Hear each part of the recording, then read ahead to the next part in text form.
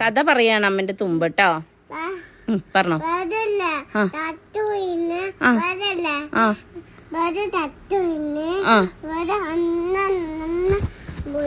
നടന്ന് നടന്ന് പോവായിരുന്നു.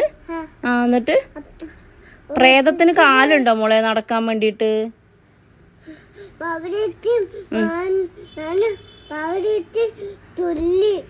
ടൊല്ലി? നീ ടൊല്ലി കൊല്ലിന്നാണ്, കൊന്നു എന്നാണ് അവൾ ഉദ്ദേശിച്ചത്. എന്നിട്ടോ? എതിലു പോയോ? എന്നിട്ട് മോളെന്ത് ചെയ്ത്?